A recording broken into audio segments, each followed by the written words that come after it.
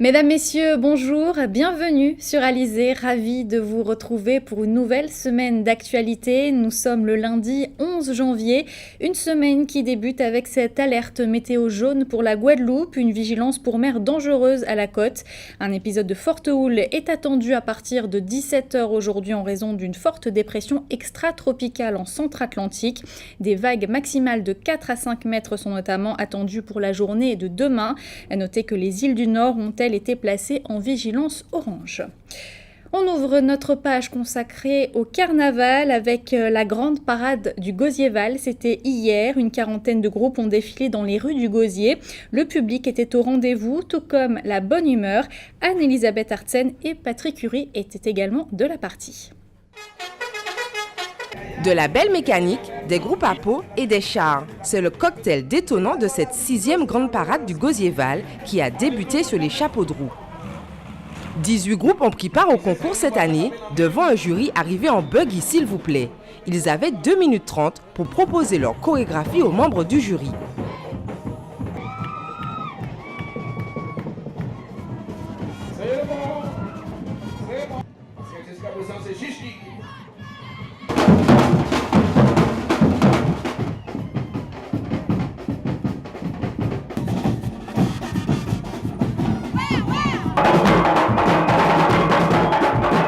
De Basse-Terre à Pointe-à-Pitre, en passant par Sainte-Anne, une quarantaine de groupes a animé cette grande parade du Gauziéval devant un public venu en masse pour garder masse passée lors du premier gros temps fort du Carnaval 2016.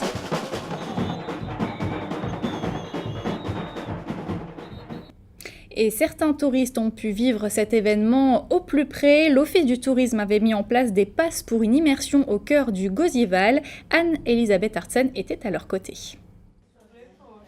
Une immersion au sein du groupe Ticano ou encore un déboulé dans les rues du Gauzier derrière le char Gauziéval. Voilà ce que l'Office du tourisme du Gauzier propose à ses touristes cette année. On s'est dit, la ville du Gauzier, c'est une ville éminemment touristique. Donc, compte tenu du nombre de touristes qui viennent, c'est une période aussi de haute saison touristique. Donc on s'est dit pourquoi pas effectivement utiliser notre carnaval pour permettre en fait aux touristes de vivre quelque part le carnaval de l'intérieur. Donc voilà, c'est venu d'une idée assez simple on va dire et en utilisant justement un produit de notre culture de manière à faire découvrir notre carnaval à l'extérieur, dans d'autres pays. Franca est venue chez nous pour apprendre le français pendant 4 mois. Elle en a profité pour s'immerger dans notre carnaval. C'est pour l'expérience. On aimerait voir comment ça se passe ici, parce qu'en Allemagne, par exemple, nous avons aussi le carnaval. Donc je veux juste savoir si c'est pareil ou différent. La ville du Gauzier souhaite pérenniser ce pass et même le développer en proposant aussi aux touristes de prendre part aux répétitions des groupes l'année prochaine. Une dizaine de touristes a ainsi pu participer à cette 6e édition du Gauziéval. Et il n'y avait pas que la ville du Gauzier qui était festive hier. Anse-Bertrand accueillait également plusieurs groupes de carnaval. Un carnaval de proximité qui a bien trouvé son public, comme l'a constaté Karine Géhelman. Le carnaval de proximité, c'est le carnaval mis en place en 1999 par la Fédération guadeloupéenne du carnaval. Objectif, être aux portes des communes. Parce qu'ils ne peuvent pas toujours se déplacer les jours gras. Donc, eh bien, ce sont, on dirait cela, des mini-carnavals chaque dimanche. Et c'est ce qui fait de nous notre originalité à travers cette diversité que nous avons dans le carnaval de Guadeloupe. Depuis près de 15 ans, la population apprécie l'idée. Oui, c'est très important que le carnaval se délocalise et vienne un petit peu dans toutes les communes pour que toutes les communes puissent y vivre. Parce que quand il n'y a rien sur Anse-Bertrand, Petit Canal pour lui, je suis obligée de partir sur Pointe-à-Pitre. Là, c'est arrivé dans ma ville, c'est pratique pour moi, je n'ai pas à me déplacer, je suis en vacances, je profite. Tout à fait, moi je suis ansoise, aujourd'hui il y a le carnaval au Gauzier et à Anse-Bertrand, alors comme je suis ansoise, j'ai préféré rester chez moi, dans ma commune. Un point fort pour l'économie. Parce que ça fait vivre l'économie de la commune, ça fait connaître notre jolie commune. Je suis ansoise, alors ça fait connaître notre commune, ça fait vivre l'économie de la commune d'Anse-Bertrand. mais également une entraide entre communes voisines. Alors c'est du bénévolat, donc on a choisi de venir les aider à Anse-Bertrand comme dans les autres communes, donc on va se déplacer aussi et à la suite de ça ils viennent nous aider à Saint-François puisque nous sommes Saint-Franciscains. Voilà, c'est de l'échange, Et chaque année on recrute de nouveaux et de nouvelles qui s'intéressent au carnaval. Vous êtes originaire d'Anse-Bertrand ? Non, je suis du Lamentin, mais ils sont tous d'origine de chaque commune, de toutes les communes. Parce qu'on fait appel aux communes et aux comités des communes pour nous donner chaque année des nouveaux. Afin d'assurer la sécurité de ces carnavals, une troupe de sécurité encadre les festivités. Près de 54 personnes venues de toute la Guadeloupe étaient présentes. Au chapitre social, l'intersyndicale de l'éducation a rencontré le recteur de Guadeloupe vendredi dernier. Souvenez-vous, il y a une semaine, les syndicats avaient lancé une alerte sociale pour notamment dénoncer les 35 suppressions de postes dans le second degré ou encore les non-créations de postes dans le premier degré. Les détails avec Michel Le Tapin, c'est le secrétaire général de l'UNSA Guadeloupe. Il est interrogé par Karine Gielman. Lors de la rencontre intersyndicale recteur, ce dernier s'est évertué à nous expliquer les principes qui régissent le dialogue de gestion. Et au final, c'était pour bien nous expliquer que le ministère n'a pas l'intention de changer de direction, c'est-à-dire qu'il va maintenir les 35 suppressions de postes au second degré, qu'il n'y aura pas de création au second degré, et que finalement, que c'est l'année prochaine que nous allons revoir les indicateurs qui ont conditionné justement les décisions de supprimer des postes. En clair, le recteur veut nous faire comprendre, nous expliquer clairement que ce n'est pas de son fait. En filigrane, c'est le résultat du travail de l'ancienne équipe et que lui, il arrive, il découvre. Ça, on peut le lui concéder. Par contre, nous, au niveau de l'intersyndicale, ça fait longtemps que nous signalons au ministère cet état de fait. Par exemple, le caractère archipélagique de la Guadeloupe n'a jamais été pris en compte. On ne peut pas nous dire là maintenant que c'est maintenant que le ministère s'appuie et prend conscience que la Guadeloupe est un archipel. Résultat des courses, nous maintenons notre mot d'ordre de grève. Nous allons nous mobiliser suite à la décision que le recteur va nous apporter d'ici vendredi prochain, car nous avons rendez-vous vendredi prochain. Et à partir de là, nous continuons à mobiliser, à sensibiliser et voire informer les collègues sur la situation. On en vient à l'actualité dans notre grande région de la Caraïbe. Au Mexique, El Chapo ne court plus. Il sera également question de licenciement à la CONCACAF. Et puis Sint Maarten élu meilleure destination de croisière. Voici la Minute Caraïbe. Mexique, fin de cavale pour El Chapo. Le narcotrafiquant a été arrêté 6 mois après son évasion spectaculaire via un tunnel d'une prison de haute sécurité, a annoncé vendredi le président mexicain Enrique Peña Nieto.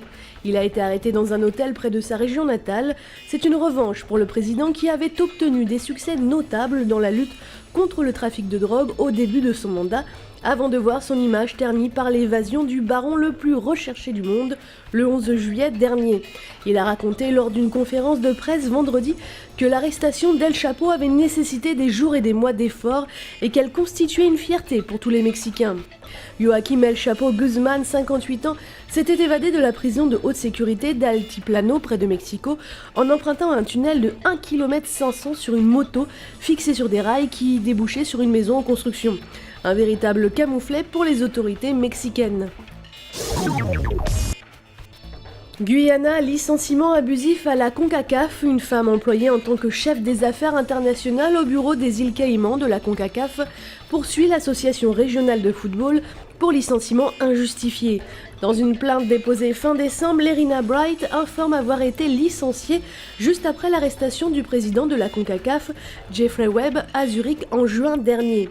Elle précise avoir subi des pressions la faisant passer pour complice de manœuvres frauduleuses et demande à ce titre des dommages et intérêts. Pour sa part, la CONCACAF informe que 2 autres employés avaient été renvoyés chez eux en raison de l'enquête relative à l'affaire de corruption liée à Jeffrey Webb. Après plusieurs échanges entre les parties, aucune avancée n'a été constatée. Lerina Bright précise que travailler au sein de la CONCACAF entouré de personnes malhonnêtes entache sa réputation professionnelle et amoindrit ses perspectives d'emploi futur. Saint-Martin, meilleure destination croisière de la Caraïbe. Quelques semaines après le début de la saison touristique 2015-2016, les statistiques calculées pour la saison 2014-2015 sont dévoilées en ce début d'année. Cette fois, c'est le site cruisefever.net qui a sollicité ses lecteurs pour la 3e année consécutive dans le cadre du Cruise Fever Fan Awards, un vote en ligne récompensant différents acteurs et sites touristiques. Dans ce cas précis, les internautes, en particulier les croisiéristes, étaient invités à classer et récompenser les meilleurs terminaux de croisière dans la Caraïbe en 2015. À l'issue du comptage des voix, Cruise Fever a dévoilé la liste des 10 meilleurs terminaux de croisière dans la Caraïbe. Et c'est Saint-Martin qui est le grand vainqueur cette année et pour la 2e année consécutive. Outre l'arrivée du port toujours festive et coloré, c'est Mao Beach, situé dans le prolongement de la piste de l'aéroport Princesse Juliana, qui a principalement retenu l'attention des visiteurs. Ils affirment avoir vécu une expérience inoubliable, en particulier lors de l'atterrissage d'un avion, un spectacle unique au monde. Retour en Guadeloupe avec ces 2 informations pratiques. Tout d'abord, ces travaux sur l'échangeur de la Jaille et ses bretelles qui vont être effectués à partir d'aujourd'hui et jusqu'au 5 février. Des travaux de renforcement et de réfection des chaussées qui seront effectués du lundi au vendredi de 21h à 5h du matin.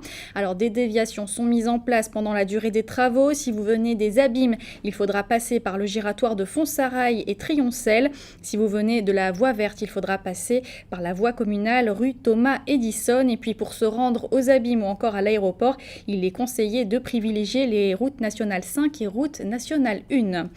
Un mot sur vos coupures d'eau du jour. Une rupture de canalisation s'est produite ce matin dans le bourg de Goyave. Conséquence, la distribution de l'eau potable est perturbée jusqu'en début de soirée. On va parler de musique maintenant avec le Carhuquera Steel Band. Cette association souhaite se rendre à Trinidad et Tobago dans quelques semaines pour le carnaval. Trinidad, c'est là où est né le Steel Band. Le groupe guadeloupéen se produit d'ailleurs chaque week-end à Pointe-à-Pitre. Le reportage d'Éric Pommier. Yanis Rosé, fondateur du Carhuquera Steel Band, n'a que seul vœu pour cette nouvelle année 2016, retourner dans le pays d'origine du Steel Band à Trinidad et Tobago. Il a été du voyage en 2012 pour une formation avec des jeunes. Il y est revenu avec les honneurs et un trophée pour avoir représenté dignement la Guadeloupe. Yanis ne veut pas s'arrêter en si bon chemin, mais aller là-bas à un coup. Le Carhuquera Steel Band a peut-être trouvé la solution. Compter sur la générosité des Guadeloupéens pour voir le projet se concrétiser. C'est un voyage qui consiste à partir à Trinidad, donc du 4 au 11 février. Et le but de ce voyage, c'est que nos jeunes, surtout de Carhuquera Steel Band, puissent voir un peu comment ça se passe, le panorama de Steel Band, le concours de Steel Band qui est organisé là-bas dans le cadre du carnaval, et aussi pouvoir voir les chars aussi là-bas qui sont vraiment gigantesques et grandioses à Trinidad. Selon Yanis Rosé, accro à cette mélodie particulièrement entraînante, il manque encore près de 17 000 € pour avoir Paris gagné. Mais il ne lâchera pas l'affaire, ce voyage est primordial. Le Steel Band est un véritable atout à développer en Guadeloupe.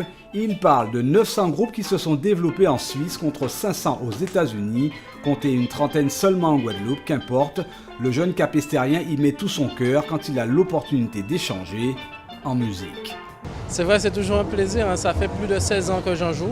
Ça a toujours été un plaisir dès le début. Et Trinidad reconnaît le travail qu'on fait. Il nous suit par les réseaux sociaux, il nous suit justement par les médias grâce à vous. Donc c'est toujours quelque chose de formidable à faire. Le Carhuquera Steel Band entend jouer jusqu'à épuisement et surtout jusqu'à boucler le budget. Le carnaval s'annonce comme du pain béni pour le groupe. Yanis et ses musiciens animeront le carnaval tous les samedis à Pointe-à-Pitre au centre Nitila. Autre rendez-vous important cela, demain devant l'église du Gosier dans le cadre du Gosieval. Le grand final, le 30 janvier, le Carhuquera Steel Band jouera ses dernières notes lors d'un grand festival à Trois-Rivières. Le public découvrira ou redécouvrira le talent d'une troupe d'une quarantaine de personnes dévouées à cette musique depuis un certain 3 juin 2010.